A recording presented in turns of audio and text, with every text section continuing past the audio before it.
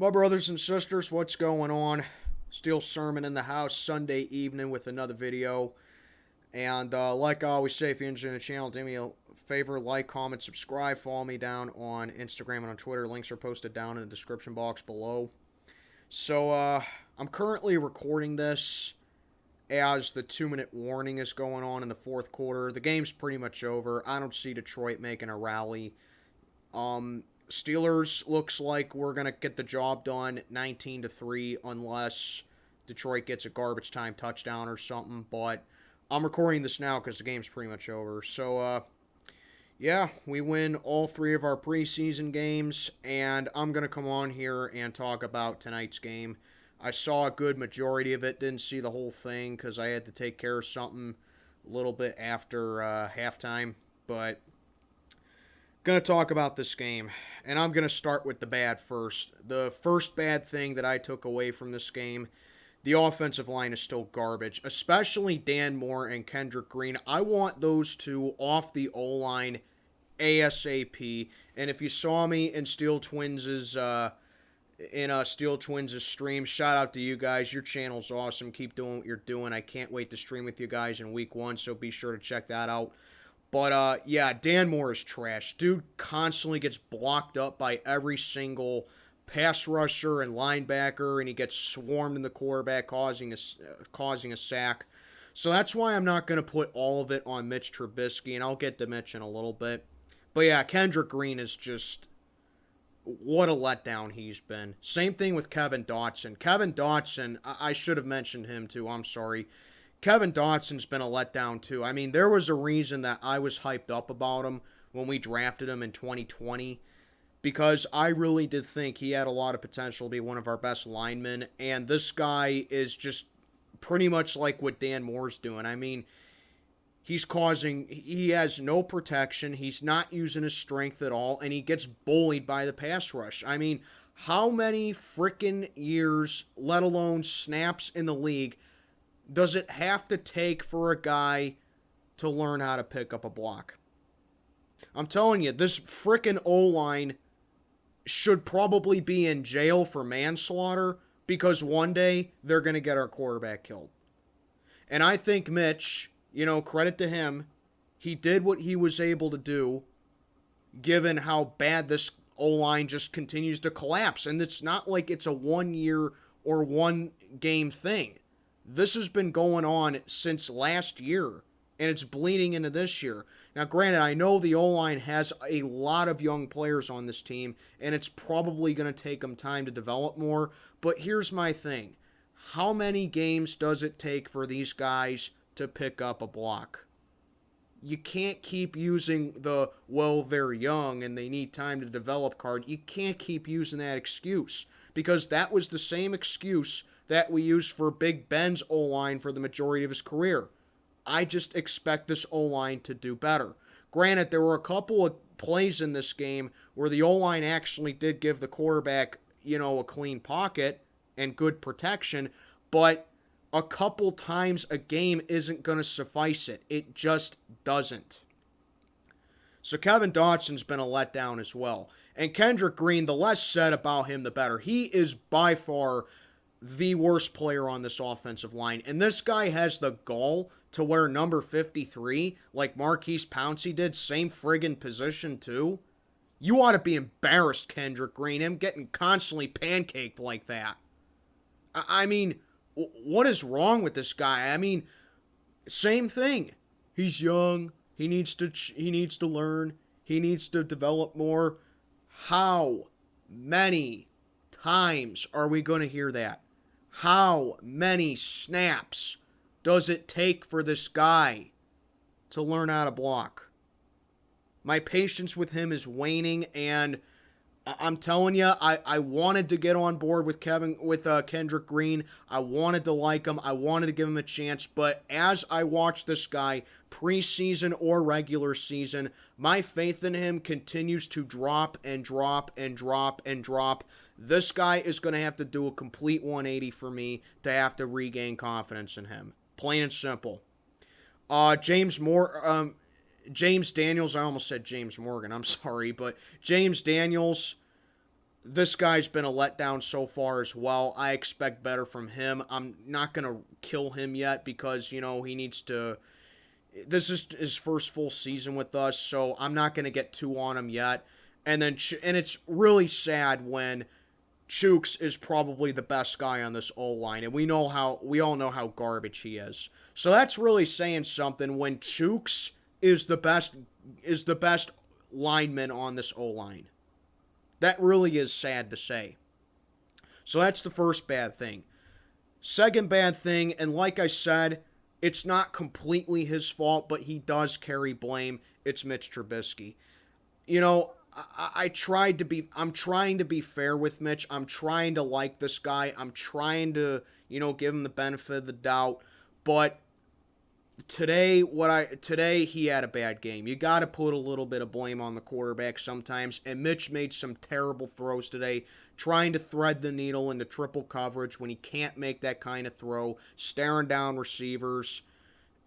Just a real bad job altogether today by Mitch. There were a couple good throws that he had where he placed one right in, I don't remember who it was, but he placed a really good dime in the receiver's hands early on in the game, and he did lead a touchdown drive just before halftime, so that's something I will give Mitch credit for, but all in all, Mitch played very poorly today. I know it has to do with the O-line, but I honestly put it 50-50. 50 on the O-line, 50 on Mitch. He can't keep staring down receivers like that. It started early with him too. First read. The guy is just looking like a first-read quarterback so far, and if this is going to be our starting quarterback week 1, I need to see major improvement from him. Like I said, I want to like him. I want to get on board with him. I want to give him the benefit of the doubt. I'll always cheer for him as long as he wears these colors. But tonight, no. He had a bad game tonight. You have to put the blame on the quarterback a little bit. But it's not completely his fault. But but I expect better from him. That's all there is to it. And finally, the third thing. And if you were in the Steel Twins stream, you would know where I'm going with this. I'm going to criticize Mike Tomlin immediately in this game. Okay? Those longtime subscribers of me, you know how I feel about Tomlin. I'm very up and down when it comes to Mike Tomlin. Sometimes I like him. Sometimes I criticize him. Sometimes I think he's the best thing since sliced bread. Other times I think he's a complete buffoon. And tonight, I'm not going to completely kill him, but I am going to criticize him. This guy's been our head coach for 15 years. How do you still make the same mistake time and time and time again with your starters? And I don't give a crap, well, the injuries weren't serious, the injuries weren't that. I don't care. There is no excuse to leave your starters in that long in a meaningless preseason game against one of the worst teams in the league. Against their backups, let alone. I don't care. How do you keep making the same mistakes? And it got TJ Watt and Diontae Johnson injured in this game and they didn't return. Thank the Lord these injuries weren't serious. And TJ, we know for sure with TJ, he came out and said that the injury was not serious with TJ.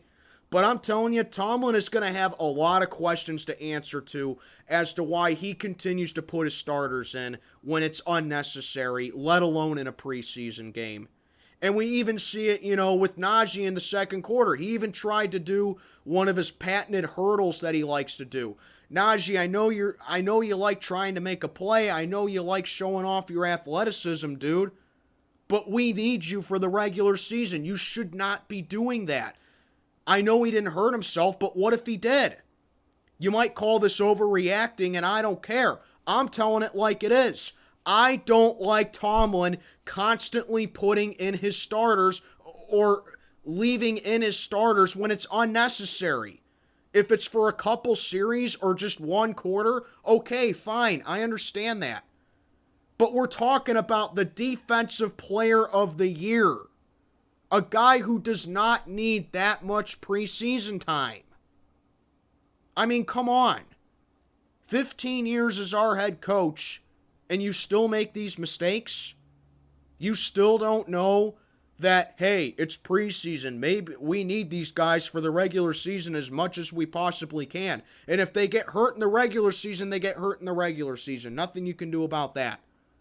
But it's preseason. What are you trying to prove? That is the number one thing that I don't like about Mike Tomlin. The absolute number one thing. Not him playing down a competition, not his waste of challenge, which he made a good challenge today. I'll give him credit for that, okay? He threw the challenge flag when the Detroit running back was down by contact, but they said that the refs said that he wasn't down by contact, allowing him to make forward progress. So that was a good challenge by Tomlin there, okay, for once, finally. It's not that, and it's not his waste of his questionable timeouts as well. It's that. Leaving starters in when it's unnecessary. And we saw it the past 2 years especially. Leaving in players, I think it was the same guy, Diontae Johnson, he left in against the Raider game last year when he got injured. I think he did the same thing with Juju last year too, if I'm not mistaken. It's not a 1-year thing with Tomlin. It's a 15-year thing that this guy's been doing. This is why everyone criticizes him. This is why everyone is on his case. And this is especially why I'm on his case. I expect better from a guy who's never had a losing season. I expect better from a guy who's supposedly a Hall of Fame coach. He should not be making these mistakes. I don't care if the injuries were not serious. He cannot keep making these mistakes. All there is to it. Rant over about Tomlin. Aside from that, we played pretty well tonight. Sure, I mean, look, I'm not going to kill the offensive play calling tonight because, let's face it, you know, preseason offenses are usually very bland and very vanilla, but, you know, I just would have liked to see us be a little bit more aggressive on offense because Boswell kicked, 6 field goals this afternoon, including one from 54. So major shout out to Chris Boswell. I mean, that guy's been carrying our offense for the better part of the last 3 years now. So, you know, big shout out to Chris Boswell. But it's just I would have liked us to see us be a little bit more aggressive on offense. That's the only criticism I'm giving with the offense today. Kenny Pickett came in, started the second half, and he played pretty well. I like this guy's confidence. I like him scrambling and flushing and moving inside the pocket. His maneuverability looks good. It looks like he can make some of the tricky throws too. So I like Kenny Pickett. I think he had a really good preseason, and I think he really does have a case for being the starter week 1. Now, granted, I still think Mitch is going to start week 1, but I would not count out Kenny Pickett. I think he played pretty well today. Receivers played very well today. George Pickens, that guy I can tell, he's already going to be a stud for us. The way he can adjust to plays, the way that he can reposition his body to make a tough catch even when the ball's thrown too early. I like George Pickens. I think he is going to make the roster, and I think that he is going to be a very talented receiver when it's all said and done. Pat Freiermuth making a couple great plays. Pat Freiermuth picking up where he left off in his rookie year. Great game for him. I would have liked us to utilize Calvin Austin a bit more in this game with all that being said. But like I said, the only real criticism that I have with the offense is I would have liked us to just be a little bit more aggressive. But I'm not going to, be too harsh on the offense. But obviously it's preseason. I expect, the offensive play calling to be more aggressive come regular season in 2 weeks when we go down to Cincinnati. But really, that's all I got to say with the offense. They did well. It's just that, 1 touchdown on 6 field goals. I just expect better. All there is to it. Defense did okay. They got gashed on a couple plays, like on that draw. I think it was on 3rd and long or something. They got absolutely gashed on a 3rd and long play by the rush defense. That's still a big red flag for us, and it just became final. The Steelers just won 19-9, so I guess Detroit got a touchdown or something. I turned the game off to record this, but so it is a final. We win 19-9 over Detroit, but the rush defense, I mean, that's looking like a little bit of a concern going in the regular season. I don't think it's going to be like that, but it's a red flag because number 55, Devin Bush, still stands in the center like that and lets running backs go right past him. He did make a good stop on fourth down, sure, but that doesn't change my mind on him. Devin Bush, I'm very upset with you, and at this point, I would just like him off the team. Because Mark Robinson, okay, big shout out again to the Steel Twins. Mark Robinson is pretty much playing how, like, Devin Bush should be playing. This guy's a converted running back who turned into linebacker. He has a great set of wheels, great athleticism, great reads on the ball, and he just plays like a Steeler. He hits hard, he's very physical, and he's got a great feel for the game. I want to see Mark Robinson get more reps. Great. And we saw it today. Mark Robinson played pretty well today. Can't remember if Miles Jack was in this game or not, but overall, I mean, the rush defense, I'm a little concerned about that. Like I said, I'm not going to murder it, but I'm just a little concerned about the rush defense, especially the interior. But altogether, we win it 19-9 over Detroit. We win all 3 of our preseason games. Obviously, it doesn't mean anything because it's preseason, and you're just seeing what you have in these young kids right here, and some of our rookies and our second and third stringers. But only time will tell. So that'll do it for the regular season. And the next time I'll be giving a recap, I'll be sitting down here talking about the Steelers and Bengals Week 1 in Paul Brown Stadium. But 19-9. Steelers get the job done over Detroit. My next football, I'll probably have a couple more takes from this game alone in this upcoming week. But just wanted to give a quick recap. And we'll go from there. So like I always say, like, comment, subscribe, follow me on Instagram and Twitter. Links are posted down below. Steel Sermon checking on out for the night. May God be with you all.